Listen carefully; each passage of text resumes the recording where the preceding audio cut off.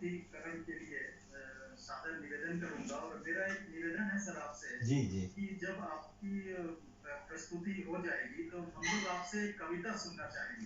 ठीक है, जरूर जरूर क्योंकि जरूर। आप एक देश के जाने माने ऐसे कवि हैं, युवा कवि जब मैं कहूँ तो मैं एक कविता भी आपकी पढ़ते हुए मैंने लिखा भी है जी कि जब हंसता है कोई किसान जी जी वह हंसी होती है महज चेहरों की शोभा, जिसका रहस्य नहीं जानता हंसने वाला, सचमुच की हंसी उठती है रोम रोम में। जब हंसना है कोई जो हंसता है कोई किसान। तबीयत से जब जब हंसता है कोई किसान तबीयत से खिल उठती है कायनात। इतनी अच्छी कविता पढ़ने को मिला मुझे और मैं पढ़ते रहता हूँ। एक अच्छे मैं बहुत सारी जानकारी आपसे प्राप्त होते रहती है। मैं सर अंत में आपसे निवेदन करूंगा जी जी जी, कविता भी आपसे हम लोग सुनेंगे। जरूर जरूर धन्यवाद सर। जरूर। मैं आपको प्रस्तुतिकरण के लिए हाँ, आमंत्रित करता हूँ। बहुत बहुत धन्यवाद डॉक्टर संजय प्रसाद श्रीवास्तव जी। और अच्छा, जी जी जी, मैं कर लेता हूँ। बहुत बहुत धन्यवाद डॉक्टर साहब। और अच्छा लग रहा है, यहाँ बहुत सारे शिक्षक और शोधार्थी जुड़े हुए हैं जिनसे बातचीत का आज अवसर है। और मैं थोड़ा, उम्र तो पुरानी नहीं है लेकिन अध्यापक मैं पुराने ढंग का हूँ, तो परंपरागत ढंग से ही मैं बात करूंगा आपसे। तमाम जो आज का एक तरह से विषय है, मुद्दा है, उस पर हम लोग बात करेंगे। और उसके बाद आप लोगों की ओर से यदि कुछ कोई सवाल आएगा, कोई जिज्ञासा होगी, तो हम लोग उस पर भी चर्चा करेंगे। आज जैसी चर्चा हुई है कि विधा विचार में हम लोग कविता के बारे में बात करेंगे कि कविता है क्या, उसका सौंदर्य शास्त्र, जैसा कि पूरा विषय ही है कि विधा और सौंदर्य शास्त्र पर विचार करना है। और हम सब जानते हैं कि जो सौंदर्य शास्त्र का प्रश्न है वो एक बड़ा प्रश्न है, एक बहुत महत्वपूर्ण प्रश्न है। उसके बिना हम साहित्य की कोई चर्चा पूरी कर ही नहीं सकते।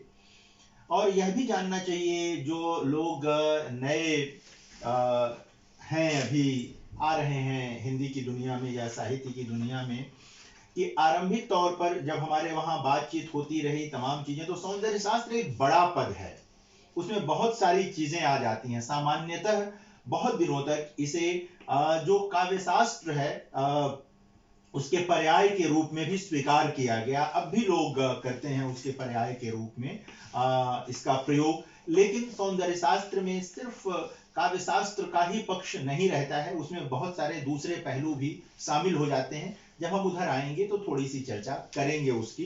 एक बड़ा पद है, बृहत्तर पद है सौंदर्य शास्त्र। और जहां तक कविता की बात है, अगर हम कविता की बात करें तो कविता है क्या चीज, सबसे पहले तो इसी पर विचार करना चाहिए। छंद पर विचार करने से पहले कि तमाम तरह के जो छंद हैं, और आज जो समकालीन कविता है, मेरी एक कविता अभी डॉक्टर साहब पढ़ रहे थे, आप सबने उसको सुना होगा।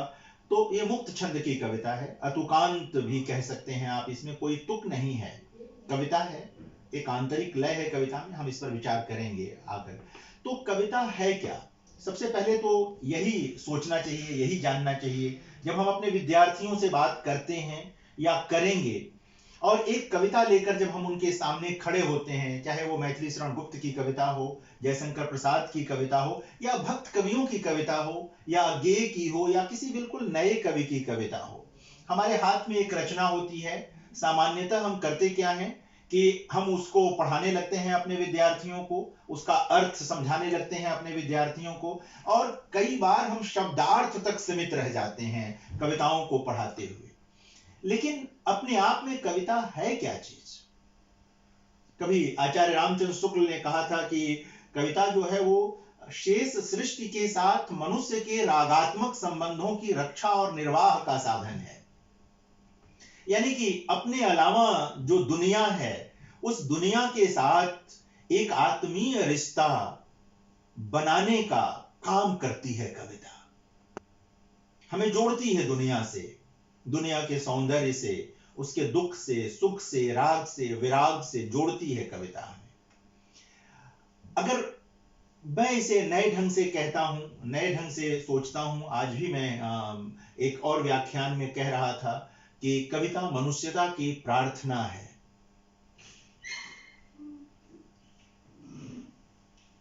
एक और शब्दावली में अगर मैं इसे कहना चाहूं तो मैं कह सकता हूं कि कविता मनुष्यता का जीव द्रव्य है। ये जीव विज्ञान का शब्द है, प्रोटोप्लाज्म अंग्रेजी में कहते हैं इसे, जीव द्रव्य को।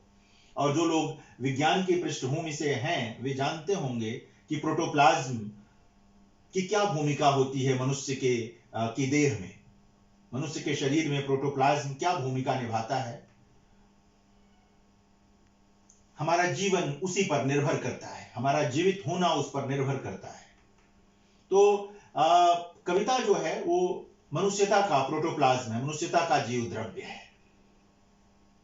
आप सोचें, सबसे पहले सोचें, छंद के परंपरागत अध्ययन पर आने से पहले सोचें कि कविता लगभग सृष्टि के आरंभ से, जब मनुष्य ने बोलना सीखा, थोड़ा श्रम की ओर बढ़ा, एक समाज बनाने की ओर बढ़ा, तब से कविता उसके साथ है।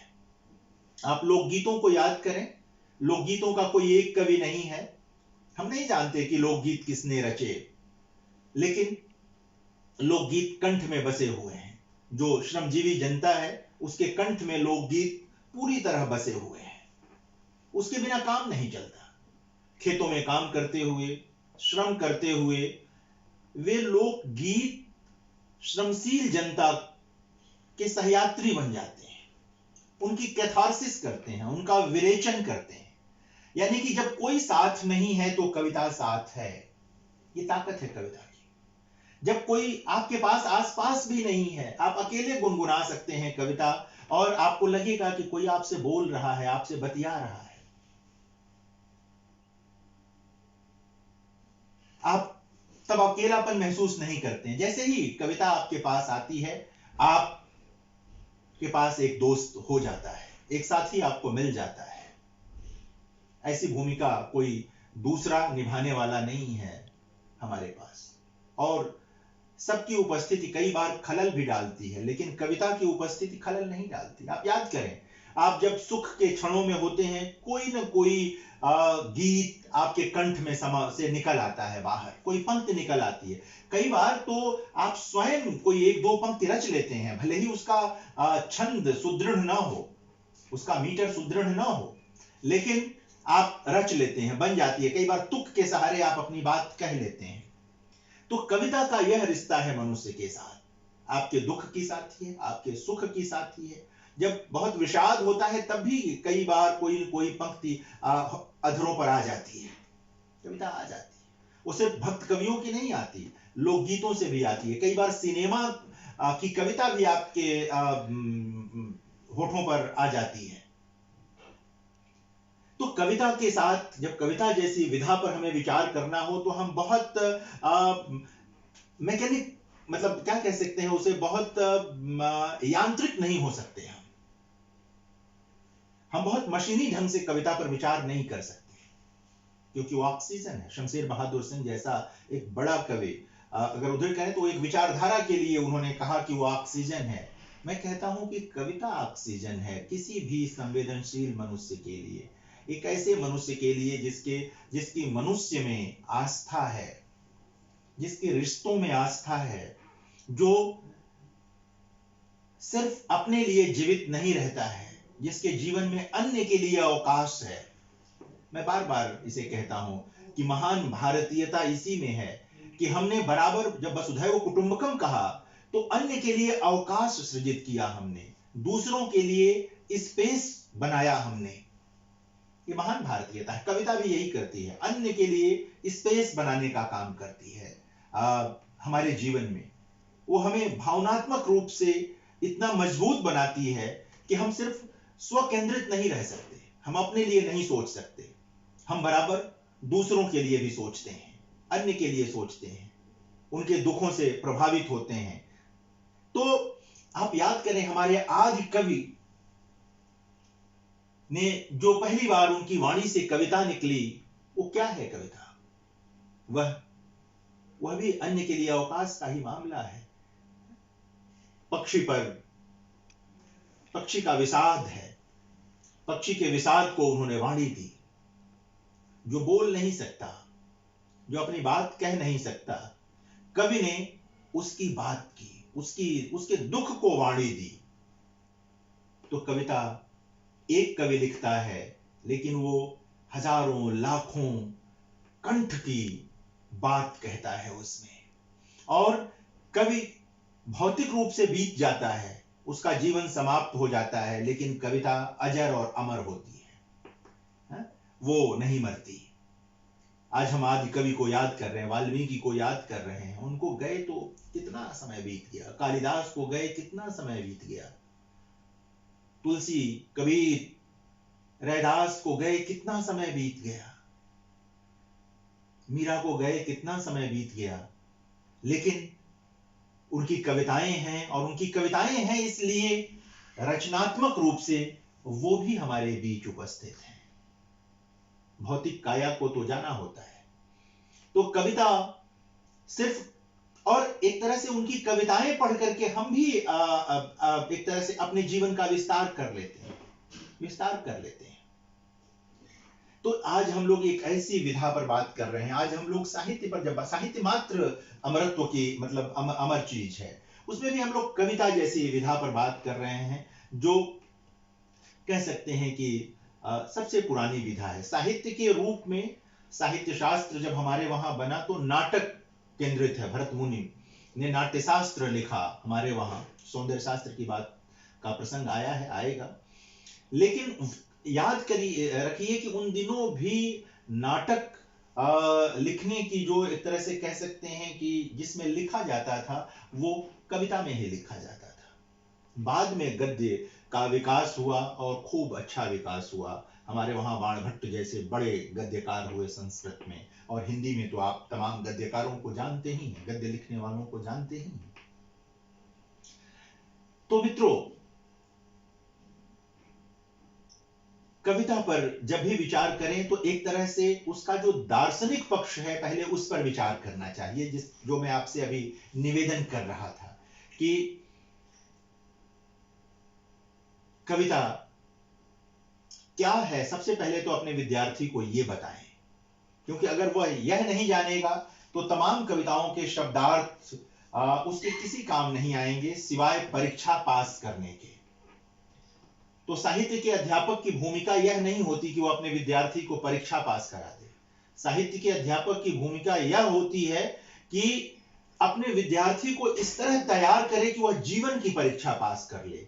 और जब जीवन की परीक्षा पास करने का मामला आएगा तो यह जो बीच की परीक्षा है, कक्षाओं वाली परीक्षा है, यह तो स्वाभाविक रूप से पार हो जाएगी, इसको कोई रोक नहीं सकता,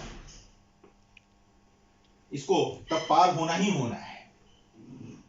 तो सबसे पहले मित्रों, जब भी बात करें अपने विद्यार्थियों से, आप या स्वयं विचार करें तो कविता के दार्शनिक पक्ष पर विचार करें कि कविता है क्या। कविता क्या सिर्फ मतलब संगीत का एक मामला है? संगीत का एक मामला है कि उसमें कुछ तुकांत हैं। हालांकि संस्कृत कविताओं में तुकांत इस तरह नहीं होते जिस तरह हिंदी कविताओं में तुकांत की बात होती है, छंद की कविताओं में। तो क्या कविता सिर्फ छंद का मामला है? क्या कविता सिर्फ तुक का मामला है? क्या कविता सिर्फ गायन का मामला है? नहीं, कविता सिर्फ इतनी चीज नहीं है। कविता आत्मा का रसायन बनाने वाली चीज है। वह आपको, जो आप हैं, कविता पढ़ने से ठीक पहले आप जो हैं, कविता पढ़ने के बाद भी अगर आप वही रह गए, इसका मतलब या तो कविता में कोई सत्व नहीं है या आप कविता को ग्रहण नहीं कर पाए। दो में से एक चीज तो है। या तो वह कविता बस ऐसे ही है, शब्दों का खेला है, और या तो फिर आप में कहीं कुछ झमेला है कि आप समझ तो नहीं पाए उसको। कविता में अगर दम है, कविता में अगर सौंदर्य है, कथ्य और रूप दोनों का, उसकी प्राण वस्तु अगर मजबूत है, तो वह आपको वही नहीं रहने देगी जो आप कविता पढ़ने से ठीक पहले थे। आपका भाव पक्ष बदल जाएगा, आपका दृष्टिकोण बदल जाएगा, चीजों को देखने का नजरिया बदल जाता है। आपको ऐसे हजारों लोग मिलेंगे जीवन में, यदि आप कभी संवाद करें तो लोग बताएंगे कि कैसे साहित्यिक कृतियों ने उनका जीवन बदल दिया। तो हम जो साहित्य के अध्यापक हैं, हमारी भूमिका, जो मैंने आपसे निवेदन किया थोड़ी देर पहले, हमारी भूमिका बड़ी है, बड़ी है। हमें सिर्फ एक फर्ज अदायगी तक सीमित नहीं रहना है, नहीं रहना है। जब हम किसी की कविता पढ़ा रहे होते हैं, वो आदिकालीन कवि की कविता पढ़ा रहे हो, मध्यकालीन कवि की कविता पढ़ा रहे हो, या समकालीन कवि की कविता पढ़ा रहे हो, आप देखें, अगर आप एक अच्छे शिक्षक हैं, अगर आपने सचमुच कविता को महसूस किया है, उसका स्वाद लिया है, तो आप की कक्षा का पूरा पर्यावरण ही अलग होगा, सब पूरा माहौल अलग होगा, बिल्कुल अलग होगा। अभी मैं कुछ कविताओं के माध्यम से ये बात करूंगा कि कैसे इन कविताओं को पढ़ा जाता रहा और कैसे इन कविताओं को पढ़ा जाना चाहिए था। जब हम छंद की कुछ कविताओं पर बात करते हुए आएंगे, आपके वहां जो चीज है, ये छंद के बहुत सारे प्रकार पर बात हो सकती है कि छंद के कितने रूप हो सकते हैं। जैसे मान लीजिए कि द्विपंक्तीय छंद है, तो दोहा आप सब जानते हैं, दोहा एक बहुत प्रभावशाली छंद है हिंदी का। बल्कि उर्दू में जो गजल है, गजल में जो शेर होते हैं, वो जो शेर का प्रभाव रहता है, अक्सर आपने सुना होगा, लोग दोहराते रहते हैं, अच्छा ये शेर सुनिए, ये देखिए क्या कहा है शायर ने। दोहा में लगभग वही ताकत होती है। कबीरदास कंठ में इसीलिए हैं क्योंकि उनके दोहे जो हैं, दोहों में तो जीवन है ही, उस विधा के रूप में भी दोहा एक अत्यंत प्रभावशाली विधा है।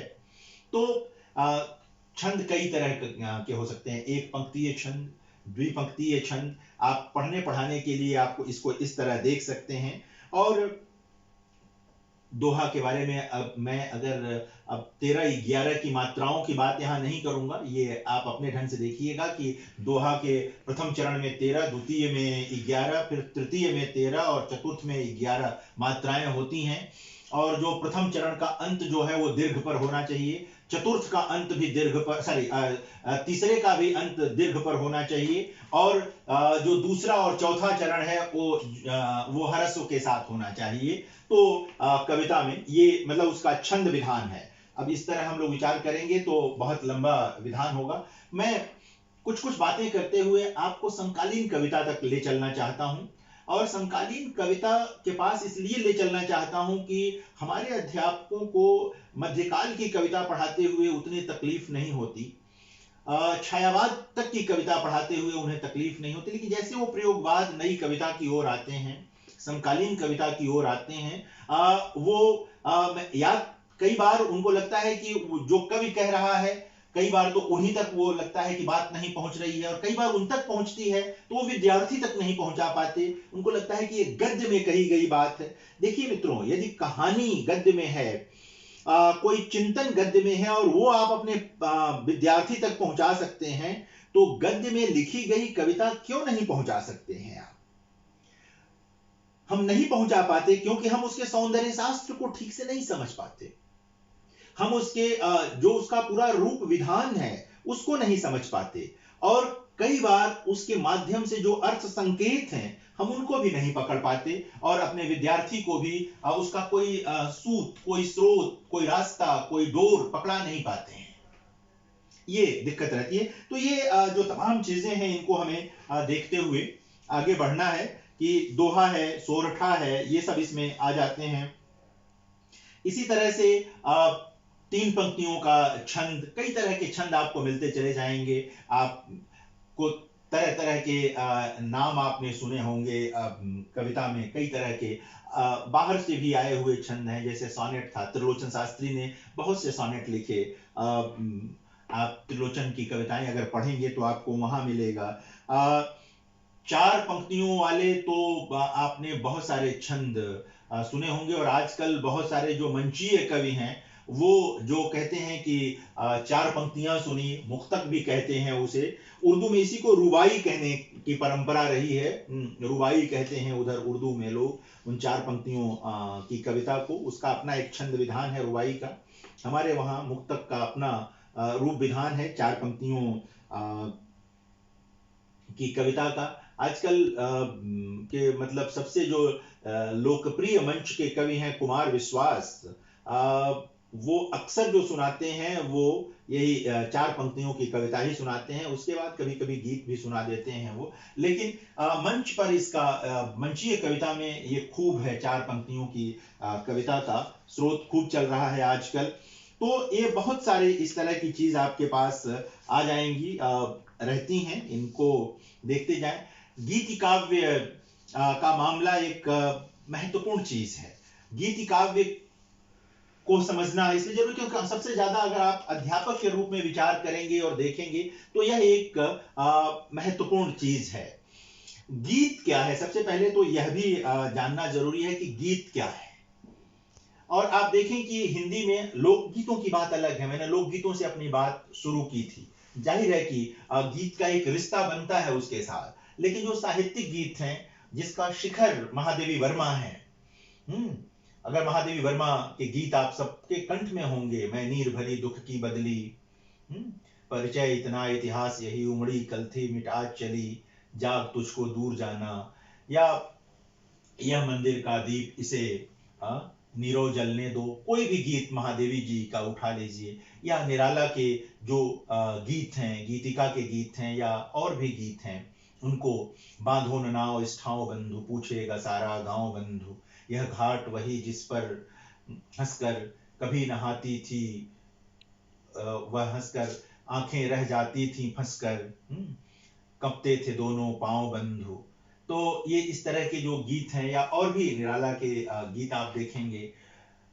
और थोड़ा और पीछे चलेंगे तो मैत्री शरण गुप्त के वहां जब यशोधरा में वो बीच में आते हैं कि सखी वे मुझसे कह कर जाते, सिद्ध हेतु स्वामी गए यह गौरव की बात, पर चोरी चोरी गए यही बड़ा व्याघात। तो यह गीत काव्य है, ठीक है ना।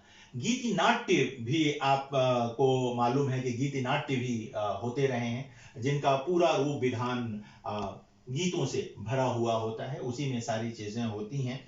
तो गीतों का एक बड़ा असर रहा है साहित्य की, मतलब पढ़ने वाले दुनिया में भी और मंच की दुनिया में भी गीतों ने बहुत असर डाला। एक समय में मंचों पर, हिंदी कविता के मंचों पर तो गीत ही सुनाए जाते थे।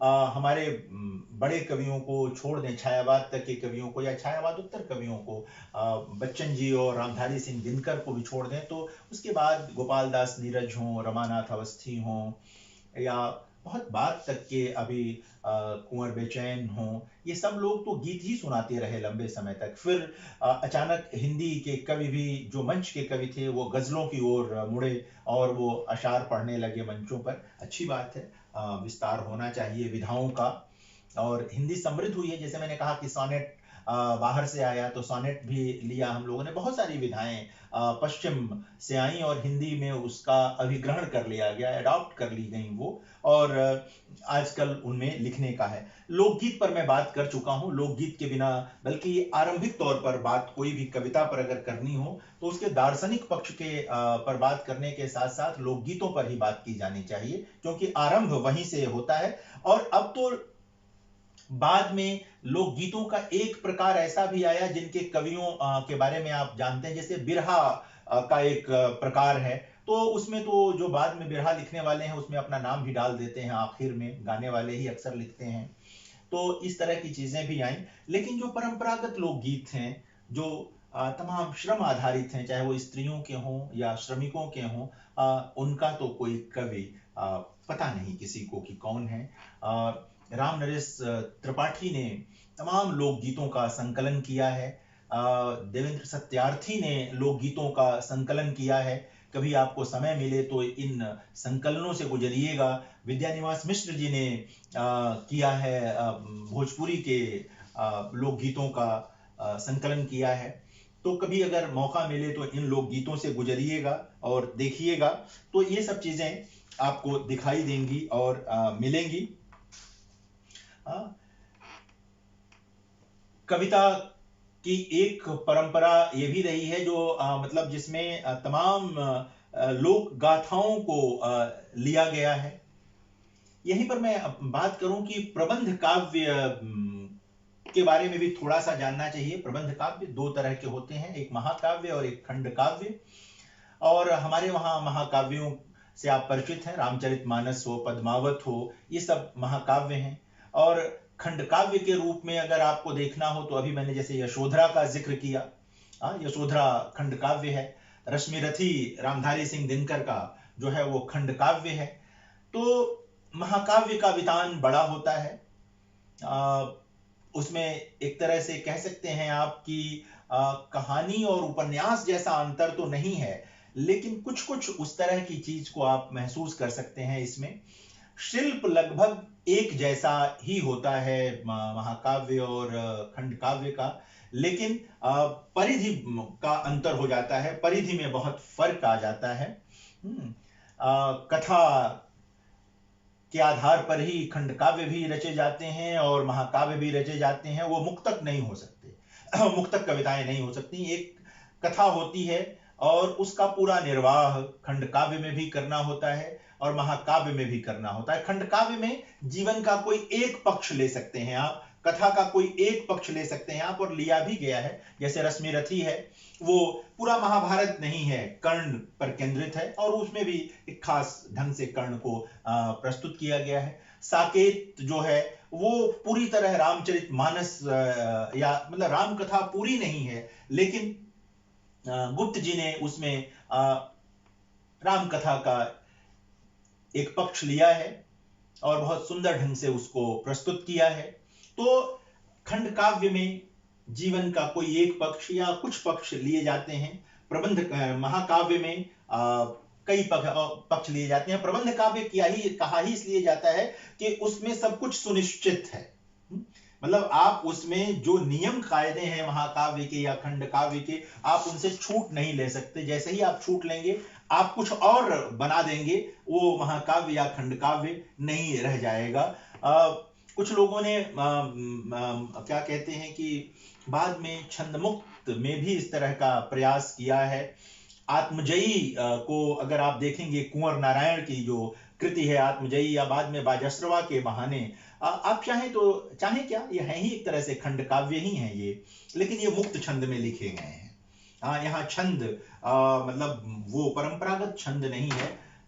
ये अतुकांत कविताओं की दुनिया के व्यक्ति थे कुंवर जी, और उन्होंने आत्मजयी जैसी रचना लिखी, बाजस्रवा के बहाने जैसी रचना लिखी। तो ये चीजें हैं। कविता का एक फॉर्म प्रशस्ति गीतों का भी होता है जो प्रशंसा में लिखे जाते हैं, और इनकी एक लंबी परंपरा रही है। आज भी लोग लिख रहे हैं उसके। हर भाषा में ये होते हैं, हिंदी में भी हैं। और ये कोई मतलब कुछ खास संदर्भों को छोड़ दें तो प्रशस्त गीत कोई अच्छी चीज नहीं होती है। कुछ खास संदर्भ हैं प्रशस्त गीत के। सेना के लिए अगर आप लिखेंगे तो अच्छा है, राष्ट्र के लिए लिखेंगे तो अच्छा है, लेकिन जब लाभ लोभ के कारण ये चलने लगता है तो मामला दिक्कत में आ जाता है। आप देखेंगे कि रीति काल में इस तरह के प्रशस्ति काव्य बहुत हैं, और आज उनका ऐतिहासिक महत्व ही रह गया है। कोई बड़ा महत्व अब कोई देखता नहीं है उनका। शोक गीत जो है हिंदी में, अगर आप इसको समझना चाहें तो सरोज स्मृति से बड़ा कोई शोक गीत नहीं है। अद्भुत कह सकते हैं आप उसे, एकदम मतलब भीतर तक द्रवित करने वाली रचना महाप्राण निराला की सरोज स्मृति। शोक गीत जाहिर है अपने नाम से ही प्रकट है कि इसमें किसी न किसी के जाने का दुख होता है, किसी के अवसान का दुख होता है, और ये कवि की सामर्थ्य पर निर्भर करता है। और जिसके जाने का दुख है उसके व्यक्तित्व पर निर्भर करता है कि शोक गीत का स्तर क्या होगा। यानी गांधी जी के जाने पर जब शोक गीत लिखे गए तो उन्होंने लोगों के अंतर्मन को छुआ, है ना। इसी तरह जैसा मैंने कहा कि अपनी पुत्री के निधन पर जब महाप्राण निराला ने सरोज स्मृति जैसी कविता लिखी कि धन्य मैं पिता निरर्थक, तेरे हित कुछ कर न सका, जाना तो बस अर्था गमोपाय, पर रहा सदा संकुचित काय। पिता अपने को धिक्कार रहा है, युवा बेटी जा चुकी है, लौट कर नहीं आएगी। तो शोक गीत भी हिंदी में है, लेकिन कम है, और इस तरह के शोक गीत तो मतलब नहीं है। वैसे मैंने कहा ना कि कोई महान व्यक्ति जाए तो शोक गीत आए तो ठीक है। निराला को निजी जीवन के कारण जो शोक गीत लिखना पड़ा, किसी कवि को वह न लिखना पड़े, यही प्रार्थना करनी चाहिए, सोचना चाहिए इस पर। भक्तिपरक गीत, इनको दो तरह से देख सकते हैं। एक तो भक्ति साहित्य जो पूरा का पूरा है हमारा, वहाँ जो भक्ति परक रचनाएं हैं। गीत की जब बात करेंगे तो ये बाद का मामला आ जाएगा। जो गीत विधा है, उस विधा में जब विचार करेंगे तो जाहिर है कि गीत का जो अपना नियम है, छंद है, उसी के अनुशासन में भक्ति के गीत भी लिखे जाएंगे, लिखे जाते हैं। हाल फिलहाल के दिनों में इस तरह की रचनाएं लोगों ने अपने आराधना के लिए लिखी हो तो ठीक है। साहित्यिक महत्व की कोई कृति भक्तिपरक गीतों की तो दिखाई नहीं देती पिछले 50-70 वर्षों में, उस ढंग से कि वो आए और हम उसे मुख्य धारा के साहित्य में देख पाएं और उसके महत्व को निर्धारित कर पाएं। लेकिन एक विधा है, प्रबंध काव्य पर मैंने बात की ही आप लोगों से अभी, कि इसे थोड़ा बहुत जाने। नीतिपरक कविताओं का ये मध्यकाल में इसका मतलब बहुत जोर रहा, और आप देखेंगे कि रहीम के जो नीति के दोहे हैं वो आपके भी कंठ में होंगे, हम सबके कंठ में हैं। बिहारी ने भी कुछ नीति के दोहे लिखे हैं, उन्होंने सिर्फ श्रृंगार की कविताएं नहीं लिखी हैं। तो मध्यकाल में नीति के दोहे बहुत कहे गए हैं, नीति की कविताएं बहुत कही गई हैं, और वो बहुत काम की हैं। वो जीवन को रास्ता दिखाने वाली कविताएं हैं, दृष्टि खोलने वाली कविताएं हैं। और मैं कह सकते हैं कि जब कवि लिख रहा होता है तो सिर्फ कवि का अनुभव नहीं होता है नीतिपरक में, वो मतलब मनुष्य जीवन के हजारों साल के अनुभव के बाद नीति की कोई पंक्ति निकलती है, कोई कविता निकलती है। तो हम रहीम के को याद कर सकते हैं, हम बिहारी के दोहे याद कर सकते हैं, और बहुत सारे लोगों के आजकल भी कुछ लोग बीच बीच में लिखते रहते हैं। उसका महत्व है, अनुभव जब चीजें आ जाती हैं।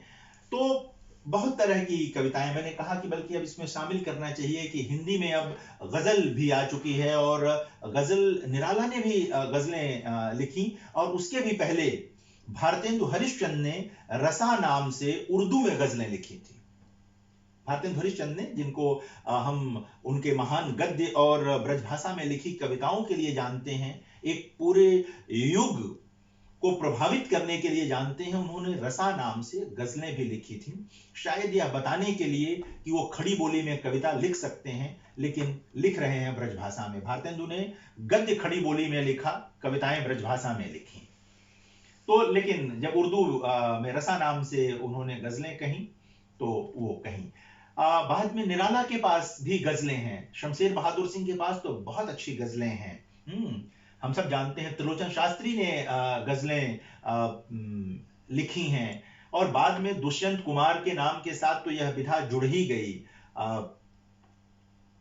आप सब साय में धूप नाम के उनके संग्रह से परिचित हैं। और अब तो एक लंबी पंक्ति है हिंदी में गजल लिखने वालों की, हालांकि उर्दू के लोग कहते हैं कि गजल कही जाती है, लिखी नहीं जाती है। तो एक कहते हैं कि गजल कह रहे हैं, गजल कह रहा हूं सुनिए। तो माना जाता है कि वो मतलब ऐसे ही कंठ में आती है और बसी रहती है, लेकिन अब लिखने का मामला है तो हिंदी में गजलों की एक बड़ी परंपरा बन गई है लिखने वालों की। तो उसको भी देखने और समझने की जरूरत है। बल्कि आजकल गीत अब कम लिख रहे हैं लोग, गजलें ज्यादा लिख रहे हैं लोग, शायद इसलिए कि वही जो मैं कह रहा था दोहा और शेर के मामले में, कि शेर आसानी से लोगों को कंठस्थ हो जाते हैं, लोगों को आसानी से प्रभावित कर लेते हैं, और दो पंक्तियों में आप कई बार वो बात कह लेते हैं जिसके लिए आप शायद 3-4 पन्ने भी खर्च कर दें तो नहीं कह पाते हैं, वो बात नहीं बन पाती है। आप मिर्जा गालिब को याद करें, उनका कोई भी शेर याद कीजिए, कोई भी शेर, एक आप मिर्जा गालिब का याद कीजिए, मीर तकी मीर का याद कीजिए, मोमिन का याद कीजिए, है ना। आप देखें कि कैसे आप तुरंत ठहर जाते हैं, आप तुरंत रुक जाते हैं कोई भी शेर पढ़ते हुए या अशार पढ़ते हुए। अशार कहते हैं, शेर का बहुवचन है, उर्दू में अशार कहते हैं। लोग कहते हैं शेरों, शेरों अब हिंदी में चल गया है, लेकिन उसका बहुवचन जो है वो अशार ही होता है। तो आप आह को चाहिए उम्र असर होने तक, कौन जीता है तेरे जुल्फ के सर होने तक। बाजी चाहे इत्फाल है दुनिया मेरे आगे, जब वो कहते हैं होता है शबो रोज तमाशा मेरे आगे। कोई भी आप मतलब तुरंत कोई भी पंक्ति चढ़ाती है, पत्ता पत्ता बूटा बूटा हाल हमारा जाने है, जाने न जाने कुल ही न जाने बाग तो सारा जाने है। या दुष्यंत के जो कोई भी शेर दुष्यंत कुमार का याद कर लीजिए, जिसे लोग बार बार उद्धृत करते हैं। कोई भी शेर, दुष्यंत का, माधव कौशिक का देख लीजिए, है ना। आपको लगेगा कि शायद आपकी ही अपनी बात की गई है, कही गई है। तो ये एक मैं इसमें जोड़ना चाहता हूं कि यह एक नई विधा, एक नई चीज है जो जुड़ी हुई है, लगी हुई है। मैं आप लोगों से, जैसा मैं कह रहा था कि मैं कुछ समकालीन कविता पर बात करना चाहता हूं, और जिस फॉर्मेट में आपसे बात की गई है उस फॉर्मेट में अतुकांत कविताओं पर बात करना चाहता। अतुकांत माने जिसमें तुक ना हो, यानी कि किस तरह तुक ना हो। जैसे कोई भी कविता आप पढ़ते हैं तो आप देखेंगे कि वहां पर पहली पंक्ति और दूसरी पंक्ति के साथ तुक मिलाने का मसला रहता है, तुक मिलता है और लोग उसके साथ जुड़े रहते हैं और लगे रहते हैं। तो अतुकांत कविता में तुक नहीं मिलाया जाता, यानी कि छंद के नियमों का कोई पालन नहीं किया जाता है। वो गीत का मामला हो, पद का मामला हो, दोहे का मामला हो, सोरठा का मामला हो, कोई भी इस तरह की का जो नियम है, उस अतुकांत कविता में सिर्फ तुक का ही मामला नहीं है, उसका पालन ही नहीं किया जाता है। यानी कि पहली पंक्ति में अगर आखिरी शब्द रही है तो जरूरी नहीं है कि अगली पंक्ति में सही आ जाए और उसकी अगली पंक्ति में गही आ जाए, उसकी अगली पंक्ति में लही आ जाए, है ना। तो इसकी कोई जरूरत नहीं है। मसलन मैं ज्ञानपीठ पुरस्कार से पुरस्कृत केदारनाथ सिंह की कोई एक छोटी सी कविता मैं आपके सामने रखता हूं, और देखिए कि किस तरह से कविता जो है वो कोई भी एक छोटी सी कविता, जैसे केदार जी की एक बहुत प्रसिद्ध कविता है, आप सब उसको जानते हैं, और अलग अलग कारणों से लोग उस कविता को पढ़ते और सुनते हैं कि उसका हाथ अपने हाथ में लेते हुए मैंने सोचा, दुनिया को हाथ की तरह गर्म और मुलायम होना चाहिए। ये छोटी सी कविता है, ये सिर्फ प्रेम की कविता नहीं है, ये आत्मीयता के विस्तार की कविता है। आप चाहें तो इसे प्रेम कविता के रूप में पढ़ लीजिए, आप चाहें तो इसे मनुष्य और मनुष्य के रागात्मक संबंधों के रूप में पढ़ लीजिए। अब ये जो कविता आपके सामने मैंने रखी, इस कविता में कहीं भी आपको कोई तुक नहीं मिलेगा। एक लय है, एक प्रवाह है इस कविता में। ये ठस गद्य में नहीं लिखा गया है जैसे कि कोई पंफलेट लिखा जाता है, जैसे कि हम आलोचना की का कोई गद्य लिखते हैं। जैसे मैं कोई भी वाक्य यहां पढ़ दूं, अभी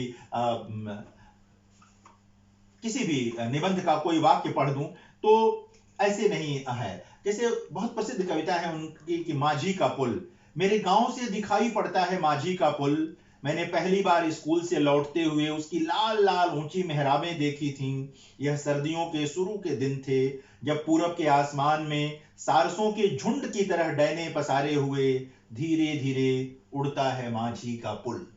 अब आपने सुना, इसमें कहीं कोई तुक नहीं है, कहीं कोई कवि पर यह दबाव नहीं है कि ये 13 मात्राओं से एक मात्रा अधिक नहीं होनी चाहिए या 11 मात्राओं से एक मात्रा अधिक नहीं होनी चाहिए। जैसे दोहा मैं लिख रहा हूं तो दोहा में जो 4 चरण, मतलब उसके आधा आधा है नहीं, कि पहला चरण, दूसरा चरण, तीसरा चरण, चौथा चरण, ठीक है ना। तो पहले चरण में 13 ही मात्राएं आएंगी, 14 मात्रा हुई तो कविता चाहे जितनी अच्छी बात कह रही हो, मात्रा तो गिरानी पड़ेगी आपको, मात्रा गिरानी पड़ेगी। उर्दू में गजल में लोग कुछ अलग तरह से कर लेते हैं, वहां पर मात्रा गिराने का यह है कि वो लोग छोटी करके पढ़ लेते हैं। हिंदी में ये छूट नहीं है, यानी कि वो लोग झटके से पढ़ लेते हैं तो उनके वहां मात्रा गिर जाती है। ही को ही पढ़ लेते हैं, ठीक है ना। की को मतलब की कर लेते हैं। तो उर्दू में ये गजल में मात्रा गिराने का एक नियम है, उस पर कभी विस्तार से बात करेंगे। लेकिन हिंदी में तो मात्रा नहीं गिरा सकते। यहाँ बड़ी ई की मात्रा है तो बड़ी ई की मात्रा ही रहेगी, वो छोटी ई की मात्रा चाहे जितनी तेजी से आप पढ़ लें उससे गिनती में अंतर नहीं आएगा। तो दोहा लिखते हुए आपको अब 13 मात्रा की जिद में है आपकी, 13 मात्रा इधर, 11 मात्रा उधर, 13 मात्रा इधर, 11 मात्रा उधर। अब इधर 15 हो जाए और उधर 13 हो जाए, इधर 17 हो जाए और उधर 13 हो जाए, नहीं चलेगा। ये कविता चाहे जितनी अच्छी हो जाए, भाव आपके भीतर जो है वो मुकम्मल उसमें व्यक्त हो जाए, लेकिन छंद की दृष्टि से वो गलत हो जाएगा। मुक्त छंद की कविता, निराला ने जब कहा कि मनुष्य की तरह कविता की भी मुक्ति जरूरी है, तो यही कारण था। उन्होंने इसको इसलिए नहीं कहा था कि कोई भी आए और सोचे कि अब छंद नहीं है तो वो कवि बन जाए। कवि तो देखिए वही बन सकता है जो जिसमें कवि होने की क्षमता हो, जिसका अध्यवसाय बहुत गहरा हो, पढ़ा लिखा व्यक्ति हो, जो है ना, लगातार जो पढ़ेगा अपने को। अपने वहां भी आप देखें कि जब बात की जाती है तो वहां व्युत्पत्ति, अध्यवसाय और प्रतिभा तीनों की बात की गई है कवि होने के लिए, कि कवि वही हो सकता है जिसके पास ये तीनों चीजें होंगी, वही हो सकता है। सिर्फ प्रतिभा से भी कोई कवि नहीं हो सकता, सिर्फ व्युत्पत्ति के आधार पर भी कोई कवि नहीं हो सकता, सिर्फ अभ्यास के बल पर भी कोई कवि नहीं हो सकता। व्युत्पत्ति का मतलब जो ज्ञान है उससे परिचित होकर के, ढेर सारे ज्ञान से परिचित होकर के भी आप कवि नहीं हो सकते, और सिर्फ लगातार अभ्यास करके भी आप कवि नहीं हो सकते। तीनों का, यानी कि प्रतिभा आपका, अध्यवसाय, खूब अध्ययन आपका, वह, और उसके बाद अभ्यास, तीनों चीजें मिलाकर कवि बनता है। मुक्त छंद ने, निराला जब कह रहे थे मुक्त छंद की ओर आकर, तो राम की शक्ति पूजा जैसी कविता उन्होंने संभव की मुक्त छंद में। उन्होंने कविता संभव की राम की शक्ति पूजा जैसी। आप देखें पहली ही पंक्ति राम की शक्ति पूजा की, अगर वो छंद में बांधते तो बात नहीं आती कि रवि हुआ अस्त ज्योति के पत्र पर, लिखा रह गया राम रावण का, अपराजेय समर आज का। वो तुकांत कविता नहीं है। आगे भी जब वो कहते हैं धिक जीवन जो पाता ही आया विरोध, तो बीच बीच में कहीं तुक आ जाता है, धिक जीवन जिसके लिए किया सदा ही शोध। फिर लेकिन अगली पंक्ति में नहीं आता कि जानकी हाय उद्धार प्रिया का हो न सका, क्योंकि कविता में उन्हें बड़ी बात कहनी है और ये जो मात्रा विधान है वो उसमें बाधा बन रहा है।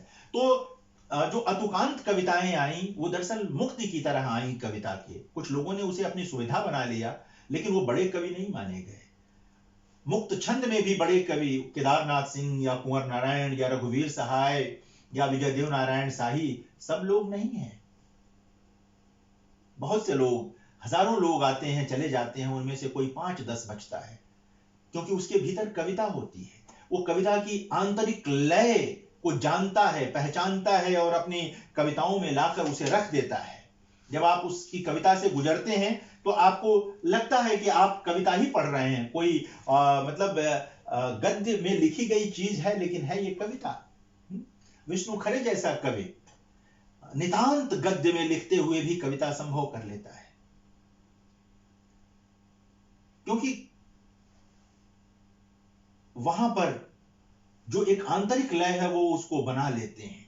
एक जो पूरे जो प्राण वस्तु है कविता की, वो कहीं वो अविच्छिन्न रहती है, वो कहीं टूटने नहीं पाती है। इसको ध्यान में रख लेते हैं वो। तो जब मैं ये बात कह रहा हूं तो मैं ये नहीं कह रहा हूं कि गीत विधा कोई छोटी विधा है या दोहा कोई छोटी विधा की रचना है। वो सब महत्वपूर्ण है, महान लोगों ने लिखा है और महान रचनाएं संभव। लेकिन मुक्त छंद या अतुकांत के आने का कारण निराला के ही शब्दों में कि मनुष्य की मुक्ति की तरह कविता की भी मुक्ति रही। महेश नारायण नाम के एक कवि हुए, माना जाता है कि पहली मुक्त छंद की कविता उन्होंने लिखी थी और वो कविता अब उपलब्ध है, आप उसे पढ़ सकते हैं। फिर निराला ने तो ढेर सारी कविताएं मुक्त छंद में संभव की। राम की शक्ति पूजा जैसी कविता भी मुक्त छंद में है, जैसा मैंने अभी निवेदन किया है आपसे। और भी उनकी कुकुरमुत्ता वगैरह की कविताएं हैं। उसके बाद अज्ञेय जैसी बड़ी उपस्थिति है हमारे पास, और आप अज्ञेय की कविताओं को पढ़िए, छोटी छोटी कविताओं को पढ़िए जिसमें वो सिर्फ दृश्य का वर्णन करते हैं, और देखिए वो आत्मा में उतर जाती हैं कविताएं। वहां कोई तुक नहीं है, वहां कोई गीतात्मकता नहीं है, लेकिन कविता का की जो आंतरिक लय है, जो अर्थ का तनाव है, जो उसकी प्राण वस्तु है, वो आपको बांध लेती है। तुकांत कविताओं की का एक सौंदर्य होता है कि आप उनको याद कर लेते हैं, आप के कंठ में वो बच जाती हैं। अतुकांत कविताएं उतनी आसानी से याद नहीं होती हैं, लेकिन अगर आप गौर से पढ़ें, धैर्य से पढ़ें, तो वो भी याद हो जाती हैं, वो भी आपके पास रह जाती हैं। जो दूरी आप स्वाभाविक रूप से महसूस करते हैं, वो दूरी उसमें नहीं रह जाती। अतुकांत कविताओं को पढ़ने और पढ़ाने के लिए धैर्य की बहुत जरूरत पड़ती है, और हम सब अध्यापक हैं, इसलिए हमारी जिम्मेदारी, हम सिर्फ पाठक नहीं हैं कि हमने केदारनाथ सिंह की एक कविता पढ़ ली या हमने अशोक वाजपेयी की कोई कविता पढ़ ली तो हम कुछ कर लेंगे। जैसे एक छोटी सी कविता मैं आपको सुनाता हूं, सुनिए। तूफान आया था, कुछ पेड़ों के पत्ते टूट गए हैं, कुछ की डालें और कुछ तो जड़ से ही उखड़ गए हैं। इनमें से सिर्फ कुछ ही भाग्यशाली ऐसे बचे जिनका यह तूफान कुछ भी नहीं बिगाड़ पाया। ये लोग ठूंठ थे। यानी कि आप देखिए कितनी मार्मिक कविता है कि सिर्फ ठूंठ होते हैं जिनका कुछ नहीं बिगड़ता। जो भी जिसमें जीवन होगा वो प्रभावित होगा किसी भी आपदा से, विपदा से। शव प्रभावित नहीं होते हैं, जिनमें जीवन होगा वो प्रभावित होते हैं, और वही लोगों को भी प्रभावित कर सकते हैं। ये कविता कितनी बड़ी बात कहती है छोटे से शब्दों में। तूफान आया था, कुछ पेड़ों के पत्ते टूट गए, यानी जिनके पास पत्ते हैं वही तो टूटेंगे। कुछ की डालें और कुछ तो जड़ से ही उखड़ गए। आती हैं विपदाएं, हम कोरोना काल में हैं, आप देखें जवान मौतें भी हो रही हैं, बड़ी उम्र की मौतें भी हो रही हैं। बचेगा कौन? अक्सर जब कोई आदमी किसी बात पर प्रभावित नहीं होता है तो कहते हैं कि वो पत्थर हृदय है। क्यों कहते हैं पत्थर हृदय है? एक तरह से ठूंठ होता है वो, मतलब वो मनुष्य की काया में भी मनुष्य नहीं होता है। तो एक छोटी सी कविता कितनी बड़ी बात कहती है। एक कविता है और मैं आपको सुनाता हूं कि मनुष्यों की तरह कोई कोई वृक्ष बिल्कुल मनुष्यों की तरह होते हैं, वे न फल देते हैं न छाया। गौर से सुनिएगा कविता को कि कोई कोई वृक्ष बिल्कुल मनुष्यों की तरह होते हैं, वे न फल देते हैं न छाया। एक हरे सम्मोहन से खींचते हैं और पहुंच में आते ही दबोच कर सारा खून चूस लेते हैं। उस वक्त बिल्कुल मनुष्यों की तरह हो जाता है सारा जंगल, एक भी वृक्ष आगे नहीं बढ़ता। जैसे हमारे वहां है, आतताई चौराहे पर किसी की हत्या करके चले जाते हैं और हम लोग तमाशबीन बने देखते रहते हैं। कविताएं बड़ी बात करती हैं। मुक्त छंद की कविताओं या अतुकांत कविताओं का सौंदर्य यह है कि वे दिखने में हो सकता है छोटी हों, लेकिन वो बातें बड़ी करती हैं। उनके जो सौंदर्य की परिधि है वो बहुत बड़ी है, बहुत दूर तक जाती है। आप उनके शब्द चयन को देखिए कभी गौर से कि कैसे शब्द चुनते हैं। जैसे केदार जी की कविता मैं आपको कह रहा था कि उसका हाथ अपने हाथ में लेते हुए मैंने सोचा, दुनिया को हाथ की तरह गर्म और मुलायम होना चाहिए। बहुत साधारण शब्द हैं, लेकिन ऐसे साधारण शब्द हैं जो ऊष्मा से भरे हुए हैं, जो अपने पाठक में भी ऊष्मा भर देते हैं। तो कवि को यह चुनना होता है कि कैसे शब्द उसकी कविता में आए। केशवदास जैसा बड़ा कवि क्यों अप्रासंगिक हो जाता है अपने तमाम शास्त्र के बावजूद, शास्त्र ज्ञान के बावजूद? क्योंकि कविता में प्राण नहीं रह जाता, कविता में जीवन नहीं रह गया उनके। सब कुछ है, छंद है वहां, और ऐसा छंद है कि आप उसे कहीं से काट नहीं सकते, क्योंकि आचार्य हैं केशवदास, लेकिन घनानंद आचार्य नहीं है। उसी रीतिकाल में घनानंद आचार्य नहीं है, लेकिन घनानंद की कविता पढ़िए, वो आपके साथ साथ चलती है कविता, आपकी आत्मा की सहचर हो जाती है वो कविता, क्योंकि वहां प्राण है कविता में। तुम कौन सी पाठी पढ़े हो लला, मन लेहूं पे देहूं छटाक नहीं। ये सौंदर्य है कविता का। वो आचार्य कवि नहीं है, लेकिन कवि हैं, जीवन को समझते हैं, प्रेम को समझते हैं। हा? जिस रागात्मकता से यह दुनिया वास्तव में संचालित होती है या हो सकती है, उसकी पहचान में खड़े हैं, इसलिए बड़े कवि हैं। इसलिए बड़े कवि के रूप में हमारे सामने अविस्मरणीय कवि के रूप में आते हैं। केशवदास बड़े आचार्य के रूप में आते हैं। उनकी कविता जादू नहीं कर पाती, उनका आचार्यत्व जादू करता है। मुक्त छंद की कविता में भी जो बड़े कवि हैं, कैसे वो जादू बिखेरते हैं, कैसे वो अपनी बात कहते हैं, यह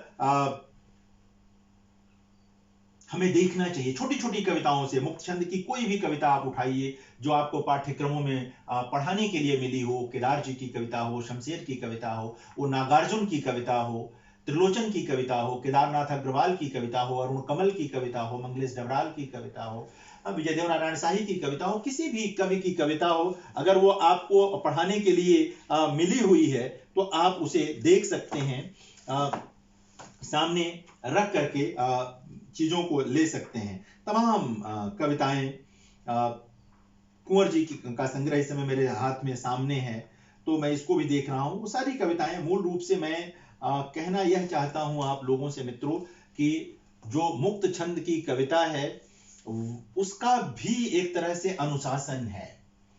कुछ लोग हैं जो उस अनुशासन को नहीं मानते, वो सोचते हैं कि अनुशासन की कोई जरूरत नहीं है, जो चाहो लिख दो, लंबी लंबी पंक्तियां लिख दो, छोटे छोटे वाक्य लिख दो, कविता बन जाएगी। लेकिन जैसा मैंने कहा कि आप लिखेंगे, आप अपने संग्रह छपवा लेंगे, लेकिन वो कविता जीवित नहीं रहेगी, वो बनेगी नहीं, और बहुत सारे लोग शायद उसको माने भी ना कि वो कविता है। तो इन अतुकांत कविताओं के सौंदर्य शास्त्र पर जब बात करनी हो तो सबसे पहले तो यही देखना चाहिए कि कवि की जो कविता है उसमें आंतरिक लय है या नहीं है। एक पूरा का पूरा तनाव कविता में शुरू से आखिर तक है या नहीं है। जो प्राण वस्तु है कविता की, वह कहीं बिखर तो नहीं गई है। ऐसा तो नहीं कि कवि इतना मुक्त हो गया है कि कविता की प्राण वस्तु को ही नहीं संभाल पाया हो।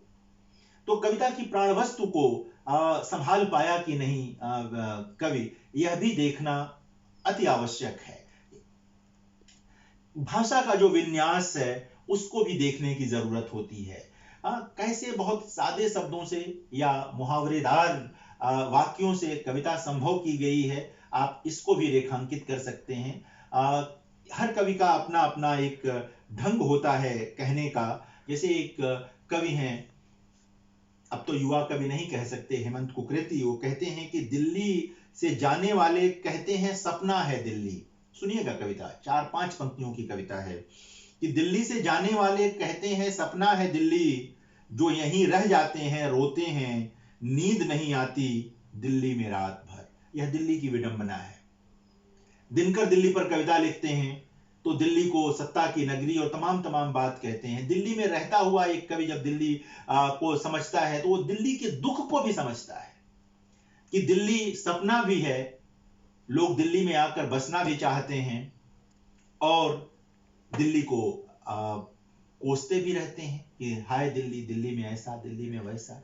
तो एक जो विडंबना है कि एक शहर की जो विडंबना है, एक सत्ता केंद्र की जो विडंबना है, दिल्ली सिर्फ सत्ता केंद्र नहीं है, दिल्ली मजदूरों की भी दिल्ली है, दिल्ली निम्न मध्यवर्गीय लोगों की भी है, दिल्ली मध्यवर्गीय लोगों की भी है, दिल्ली अभिजाति वर्गीय लोगों की भी है और सत्ताधीशों की भी है।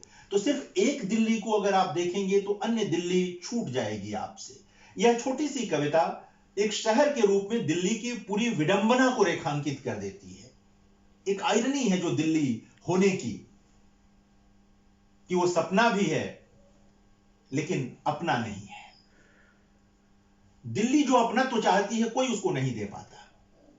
सब उसे किन्हीं न किन्हीं कारणों से ना, या तो उसको पाना चाहते हैं या उसे कोसते हैं। जो पा जाता है कोसने लगता है।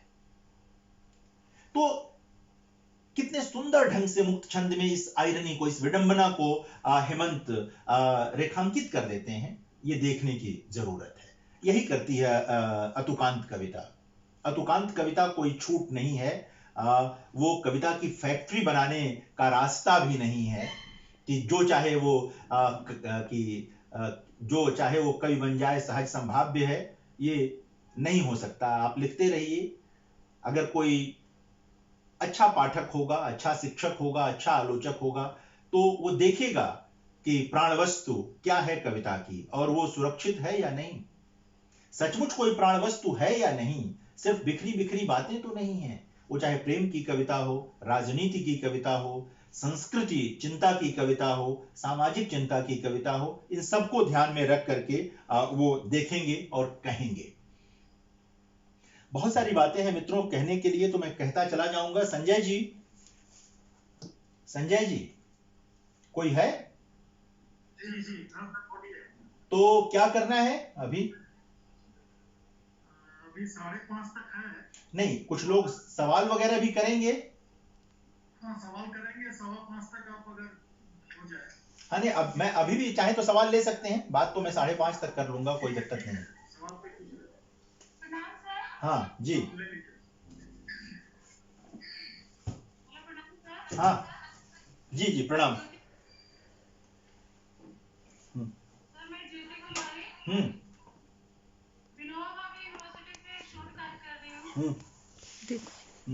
आपने हम लोगों के लिए इतना समय निकाला, बहुत बहुत धन्यवाद सर। बहुत धन्यवाद, बहुत शुक्रिया, बहुत शुक्रिया। और मुझे भी बहुत अच्छा लगा आप लोगों से जुड़ के, और फिर हम लोग मिलेंगे और बात करेंगे। हाँ जी, शुक्रिया शुक्रिया, बहुत धन्यवाद। नमस्कार नमस्कार।